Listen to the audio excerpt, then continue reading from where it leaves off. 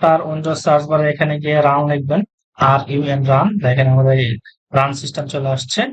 এটা আসার পরে এই ওপেনের এখানে আপনি লিখবেন হলো, এখানে আপনাকে একটা কোড লিখতে হবে, সার্ভিসেস ডট MSC SER, এই যে আমার এখানে লেখা আছে সার্ভিসেস ডট MSC। এইখানে শেষে কিন্তু সার্ভিসের শেষে কিন্তু আছে, অনেকে শুধু সার্ভিস লিখে দিলে কিন্তু খুঁজে পাবেন না। দেন এটা দিয়ে আপনি ওকে দিবেন।